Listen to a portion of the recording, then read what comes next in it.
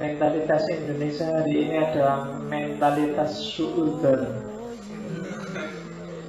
Jadi apa-apa yang keluar duluan adalah tuduhan jeleknya.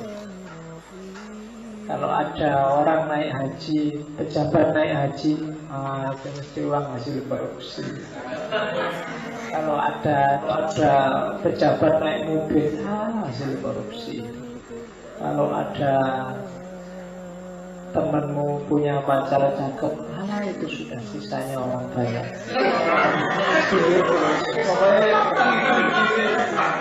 Pikiranmu dia nggak pernah mikir yang bagus-bagus.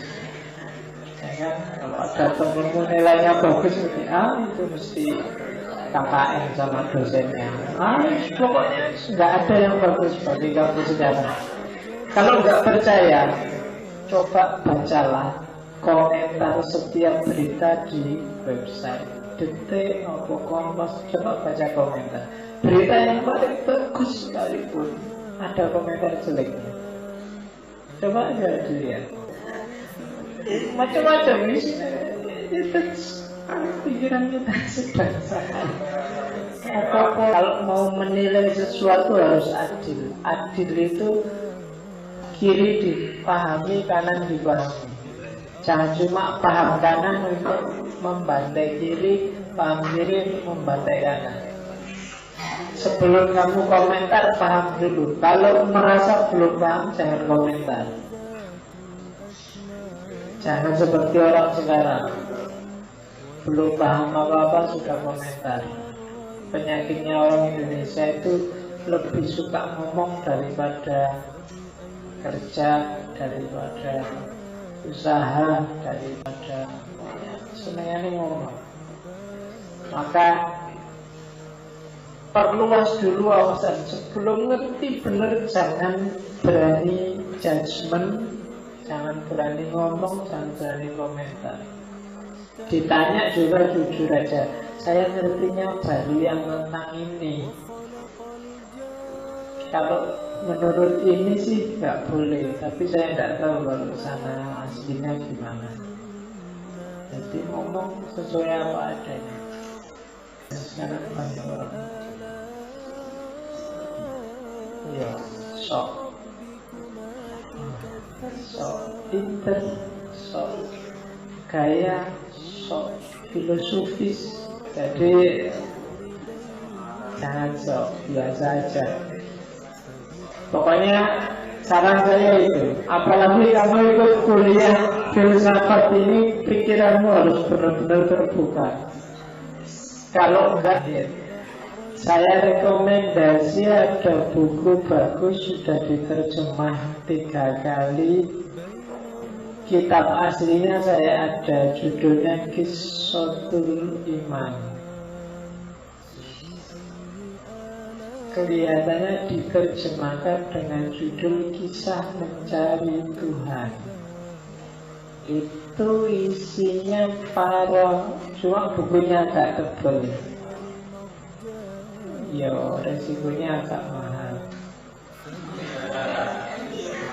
Ya, urun aja untuk beli, tapi kalau kamu mau ngopi aja saya punya. Iya, Arabnya atau terjemahnya saya dua-duanya punya. Qissatul Iman itu sebenarnya 2 jilid. Ya alhamdulillah, terjemahan terakhir langsung dijadiin jilid 1 sama jilid 2 digabung. Kalau yang terjemahan awal itu, yang buku kuno jelek itu dipisah, jadi jilid 1 sama jilid 2.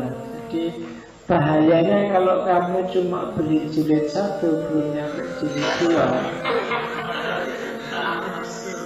Ya, isinya enak karena dialog. Jadi ada mahasiswa yang merasa pengen belajar filsafat tapi bingung, tidak karu-karuan baca buku, dia kesasar-sasar, akhirnya menemui seorang yang dia anggap ngerti filsafat tapi sudah nyepi. Dan muridnya sang filosof ini yang dia gelisah itu, yang nulis kitab itu, namanya Syekh Nadim Al-Jisr. Cuma yaitu sangat filosofis tapi luar biasa. Kalau ada waktu kita ngaji kitab kuning, tapi kitab itu saya mau. Nah, kitab kuning. Iya. Itu jodku akeh. Iya. Iya, apa mas? Ya sama lah ubah sulanana. Iya.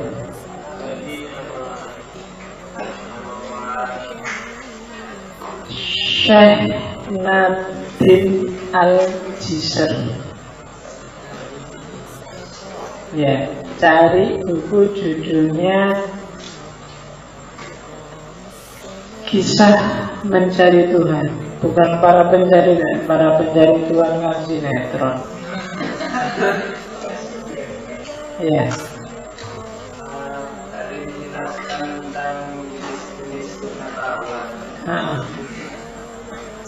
Ketika muncul suatu kasus yang jenis dalam masuk ke agama, bagaimana cara ikhlasnya dari itu? Apakah boleh pakai yang rasional atau ilmiah? Contohnya kasus poligami lah. Ada beberapa orang yang mengatakan itu salah dari segi psikologi, apa itu dimana? Oke, cara berpikirnya kalau kamu masih isu poligami tetap kamu jadikan isu agama, cara berpikirnya tetap model otoritarianistik. Kalau itu masih tetap jadi isu agama loh ya, bukan isu psikologi. Kalau kamu masih tetap ingin bahas ini dalam koridor agama, nggak boleh keluar dari agama, berarti kamu tetap otoritarianistik. Itu berarti harus relevan, harus sesuai dengan otoritas yang dipercayai. Kalau di Islam kan Al-Quran sama Sunnah. Bahwa kemudian cara nafsirnya otoritas beda-beda itu urusan selanjutnya. Tapi pertama-tama harusnya itu tidak boleh keluar dari koridor Al-Quran dan hadis. Terus, lalu apa boleh poligami? Kalau pakai Quran kan mesti laki-laki boleh poligami. Ya nanti dulu. Itu nanti urusannya panjang lagi. Jadi meskipun kamu berdasarkan Al-Quran dan Sunnah, tidak otomatis kesimpulannya adalah bahwa poligami itu wajib atau sunnah. Kan gitu cara menjawabnya. Ada kalanya poligami itu wajib mungkin dalam konteks tertentu. Misalnya kamu kaya raya, uangmu lebih-lebih, dan istrimu mengizinkan, sementara kamu punya tetangga janda, pontang-panting anaknya banyak, nggak bisa membesarkan. Ya berarti dalam konteks itu ya nikahin aja dia. Mungkin sudah wajib bagi kamu menikahi dia untuk menyelamatkan. Mungkin ada kalanya sunnah saja. Sunnah dalam arti udah kamu kasih uang aja tidak apa-apa, nggak harus dinikahi. Yang wajib itu misalnya kalau kamu kasih uang aja nggak dinikahi akan timbul fitnah di masyarakat, nikahin aja. Nah itu mungkin sudah jadi wajib. Tapi mungkin sunnah aja, nggak apa-apa kasih uang aja di masyarakat nggak jadi fitnah. Atau ada kalanya mubah, atau ada kalanya aneh. Jadi meskipun dasarnya agama sekalipun, referensinya Quran hadis tidak pasti kesimpulannya terus sama. Tapi kalau dalam konteks psikologi ya mungkin beda lagi. Dari psikologi mungkin enggak kondusif. Tapi lagi-lagi saya bilang psikologi itu ilmu humaniora, ya, ilmu tentang manusia.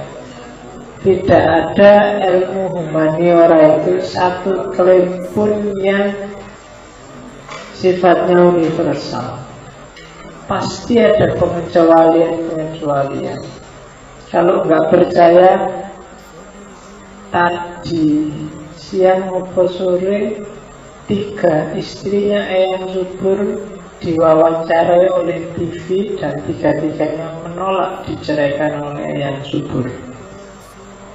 Padahal harusnya secara psikologis orang di poligami di madu itu ya ingin bebas. Itu yang nikahin Eyang Subur wis tuwa, ngomong aja gemeteran. Istrinya 9 dan semuanya nggak mau dilepas, termasuk yang adiknya Arya ini. Ya, adiknya siapa namanya? Saya lupa. Umurnya waktu dinikah umurnya 18 tahun. Serius sih, demi Tuhan.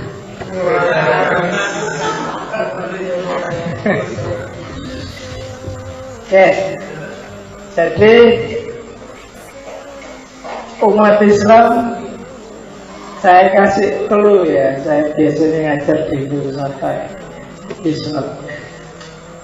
Umat Islam itu wajib berpedoman pada Al-Quran dan hadis.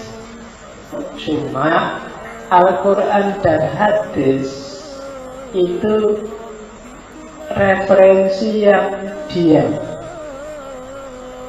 statis. Yang membunyikan Al-Quran dan hadis itu kita manusia. Al-Quran dan hadis ya pasti benar, tidak bisa dirubah. Kamu harus percaya bahwa Al-Quran dan Sunnah itu pasti benar.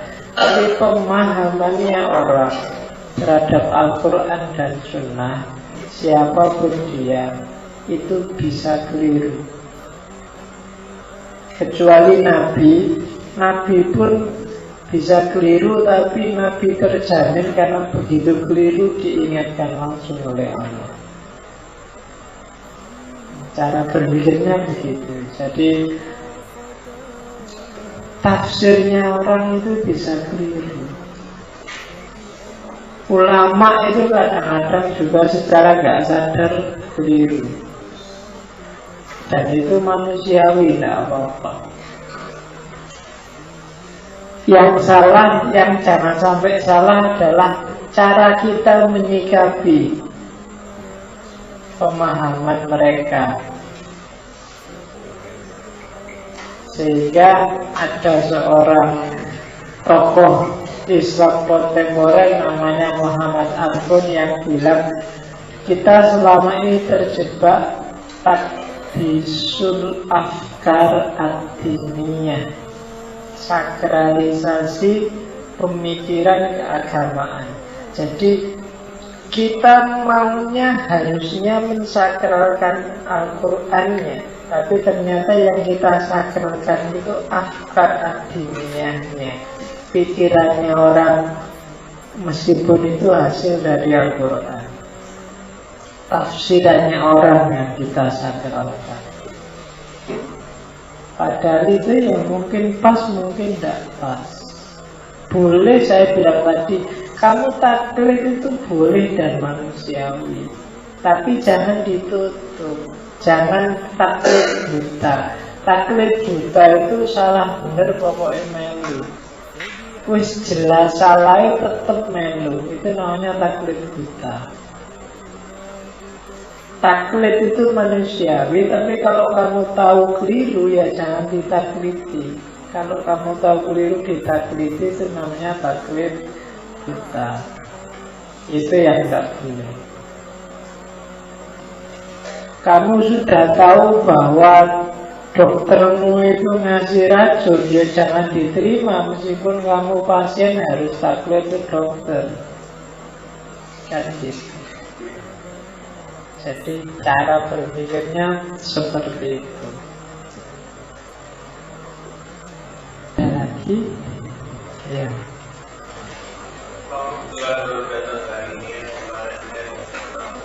Hanya sedikit videonya kalau mengenai intuisi dan imajinasi, karena menurut saya menerima selama ini itu sebuah intuisi itu adalah imajinasi. Itu menurut saya sedikit review dari permasalahan ini. Imajinasi itu disengaja. Kalau intuisi tidak. Intuisi itu tidak bisa direkayasa. Dia biasanya orang menunggu, menanti, mencari, bisa intuisi. Tapi kalau imajinasi bisa. Saya ingin bikin kendaraan yang jenisnya motor yang bisa boncengan laki-laki dan perempuan tapi tidak bersentuhan. Kalau pas tidak, itu bisa itu imajinasi kan, bisa direkayasa. Berarti enaknya motor itu antara sadel depan sama sadel belakang dipisah agak panjang biar yang perempuan nggak bisa pegangan. Kemudian kayak gitu.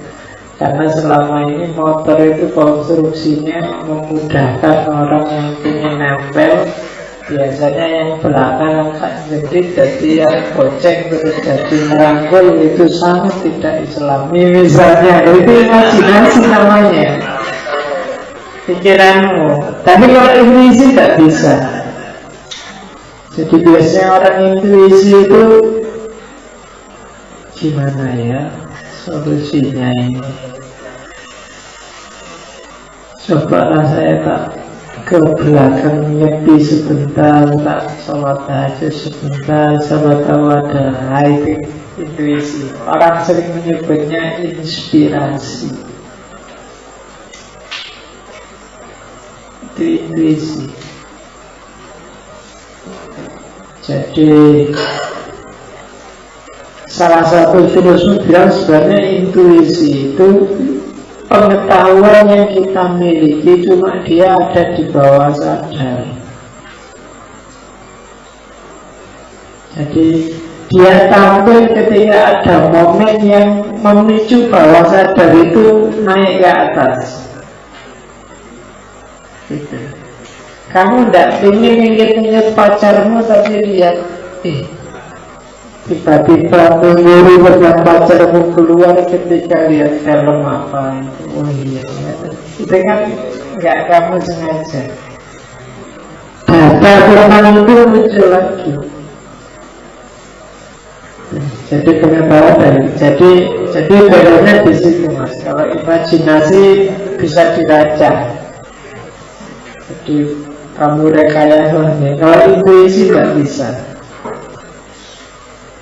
Intuisi itu biasanya orang nunggu pengetahuan ilham, pengetahuan wahyu, pengetahuan, orang menyebutnya ilmu khuduri, ilmu laduni. Itu sebenarnya jenis pengetahuan intuitif.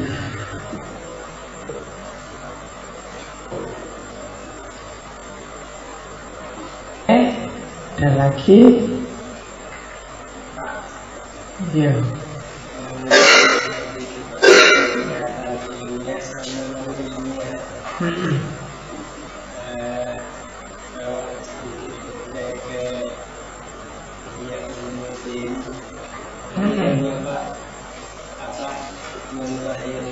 Ada salah satu mahasiswa yang solusinya ada ini ya. Saya jadi ingat ada seorang guru bilang kalau ilmiah itu diuji dari wilayah. Mungkin hari kita punya mungkin hilang. Ada yang menyatakan banyak sekali hadis-hadis yang bila-bila hasil dari dialog dia dengan Rasulullah mungkin tapi kalau diuji dengan teori kelayakan sampai saat ini dia belum masih sangat masih sangat relevan. Kemudian banyak orang yang mengaku kepada kita itu bagaimana? Oke, yang jelas ilmiah dan tidak ilmiah tidak ada hubungannya dengan benar dan tidak benar, apalagi dengan fungsional dan tidak fungsional. Itu parameternya ilmiah secara umum adalah empiris dan rasional. Jadi semua yang ilmiah itu dia pasti empiris, ada faktanya, ada bukti nyatanya, dan atau rasional, masuk akal. Tuh. Kemudian untuk kasusnya Ihya, secara saya tidak tahu maksudnya kelayakan itu. Kelayakan itu mungkin maksudnya sesuai dengan standar keilmuan. Kalau hadis ya standar keilmuan hadis, kalau ayat ya berarti standar keilmuan tafsir, keilmuan Al-Quran. Mungkin banyak, cuma berarti itu dari sisi keilmuan agama mungkin dia levelnya dianggap tidak valid, tapi dari sisi fungsional mungkin dia valid. Apa-apa kan nanti ketika masuk kebenaran akan jelas. Ada jenis-jenis kebenaran. Ada kebenaran pragmatis, ada kebenaran korespondensi, ada kebenaran koherensi, macam-macam. Nah, mungkin yang Ghazali yang Ihya Ulumuddin itu secara pragmatis dia benar karena fungsional, jalan, bagus. Tapi secara koheren dia keliru. Kenapa? Karena dia tidak koheren ngomong hadis tapi tidak nyambung sama ilmu hadis. Keliru dari sisi ilmu hadis, itu namanya nggak koheren.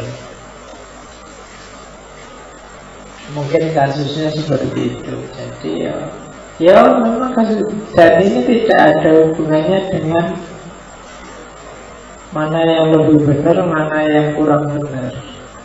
Tapi urusan metode. Tergantung kira-kira Ghazali nulis Ihya itu tujuannya apa. Dia mau berwacana, berdiskusi, atau dia sebenarnya ingin mengubah masyarakat, pola perilaku beragamannya.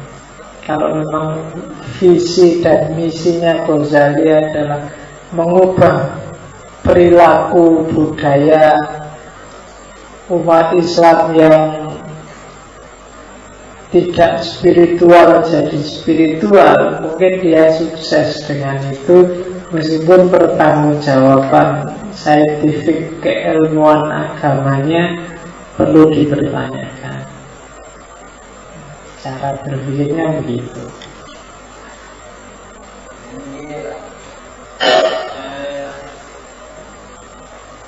Berarti ada perbedaan antara ilmu dan pengetahuan.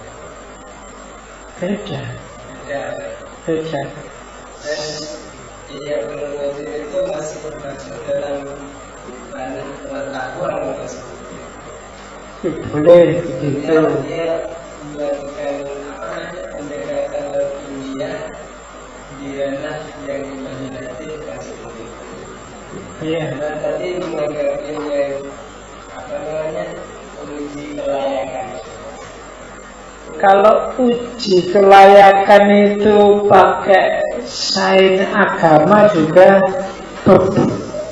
agama itu yang disebut layak itu tidak selalu ilmiah. Ya kan? Kamu percaya ada surga, neraka, kamu itu kan tidak ilmiah semua, tapi kamu percaya ada dan dianggap layak. Ulumul apa? Hadis misalnya, kritik sanad. Kritik sanad itu hanya berdasarkan kepercayaan pada kredibilitas seorang rawi. Itu mungkin dalam konteks tertentu dunia ilmiah itu dianggap tidak ilmiah seperti itu. Parameternya subjektif. Coba ilmu jarwa takdirnya hadis itu untuk kamu ngecek hadis itu valid apa enggak, ceklah siapa yang meriwayatkan, orang ini jujur apa enggak. Dan untuk tahu dia jujur apa enggak, tanya ulama yang lain. Itu kan parameternya sebenarnya subjektif.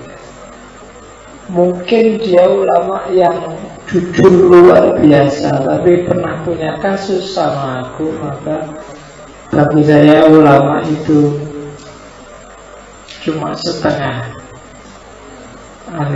nilainya. Oh, itu bisa menentukan dia. Dari sisi parameter logis dan empiris mungkin tidak pas, tapi dari sisi ulul hadis dia dianggap sudah layak dengan parameter seperti itu. Ya kan? Karena faktanya memang nggak bisa ditemui. Itu kelemahannya ilmu hadis kan. Nanti tanya Luqman itu, hadis itu baru ditulis dan dikodifikasi berapa abad setelah Nabi wafat. Iya. Jadi ilmiah itu sangat eksklusif, Mas, karena dia hanya percaya dengan yang rasional dan yang faktual, masuk akal.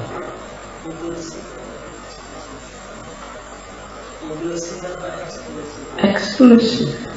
Ilmiah itu eksklusif. Semua yang tidak empiris dan rasional tidak dianggap ilmiah.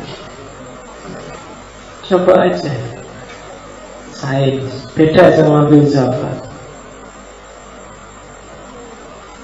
Maka saya ingin hari ini kamu sudah tahu bedanya apa pengetahuan, apa ilmu, dan apa filsafat. Sains itu eksklusif, jangan salah. Kalau dia inklusif, tidak akan jadi ilmu. Karena dia harus spesifik mendalam. Sosiologi aja, dia cuek dengan antropologi. Psikologi yang ngertinya psikologi aja. Ilmu itu selalu eksklusif, termasuk ilmu agama. Kayak tadi misalnya ilmu agama kan itu poligami menurut Al-Quran, ilmu agama. Meskipun psikologi bilang itu nggak kondusif, itu kan psikologi. Dia sendiri juga eksklusif karena ilmunya. Siapa bilang orang poligami muslim? Ilmu itu mesti eksklusif. sesuai dengan wilayah kajiannya sendiri. Maka muncullah ide-ide menghubungkan dikotomi ilmu dan agama, karena dua-duanya eksklusif. Bikin integrasi, interkoneksi ilmu itu sebenarnya karena ilmunya itu eksklusif. Kalau dia tidak eksklusif, terbuka, nggak perlu kamu integrasikan, wis nyambung dewe. Nggak perlu kamu diskusi tentang dikotomi ilmu umum dan agama. Tapi karena dia eksklusif, perlu dicarikan jembatan untuk menyambungkan. Nah gitu. Makanya Win bikin jembatan.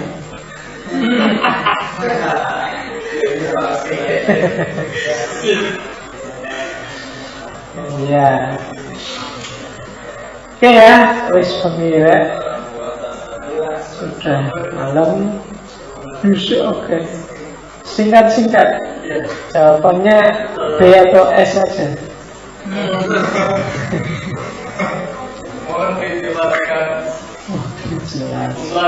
ulang terkait dengan fenomenalisme tadi. Penjelasan di jenis pengetahuan. Jadi fenomenalisme itu isme, aliran yang bilang bahwa realitas itu adalah semua yang dipersepsi oleh manusia, sebatas itu.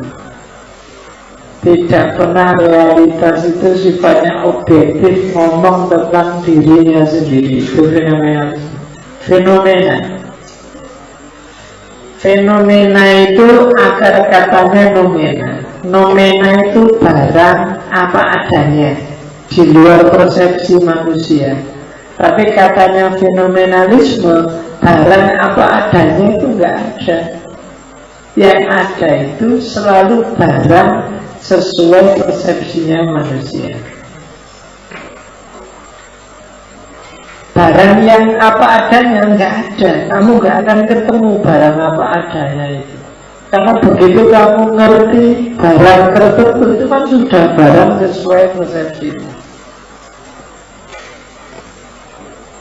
Berbeda dengan idealisme dari yang subjektif. Beda. Bedanya seperti apa? Kalau idealisme itu paham yang bilang bahwa realitas itu yang benar itu hanya dalam ide. Itu nanti pikirannya Plato. Jadi realitas ada ukuran kebenaran. Iya, ukuran kebenarannya itu ada di pikiran.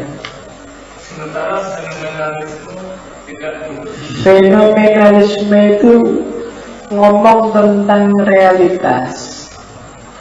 Jadi ngomong tentang bahwa realitas itu adalah segala yang sudah dipersepsi manusia, dan di luar itu tidak tergolong realitas. Di luar yang tidak dipersepsi manusia, karena segala hal itu ya begitu kamu tahu, kamu bahas, kan itu namanya sudah kamu persepsi. Itu fenomenalisme. Untuk lebih jelas, carilah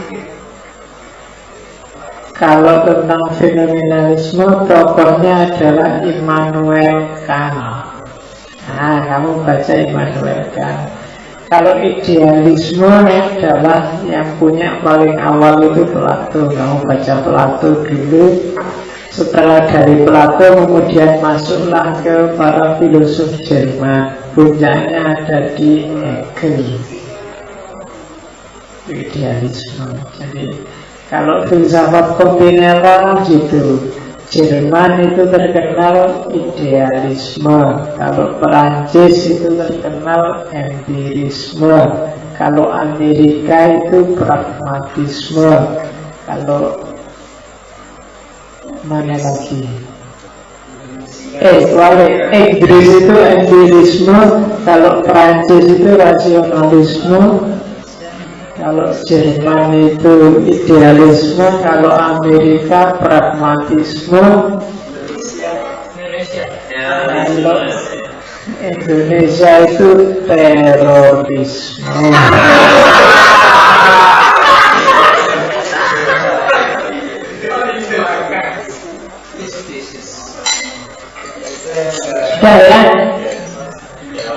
Wis ya Mas, yang ini akan ini belum selesai. Minggu depan kita ngomong lebih detail lagi dalam mode-mode pengetahuan, pola-pola pengetahuan yang ada yang tiap hari kita pakai. Oke, kita akhiri sama-sama dengan hamdalah. Saya akhiri sekian. Assalamualaikum warahmatullahi wabarakatuh.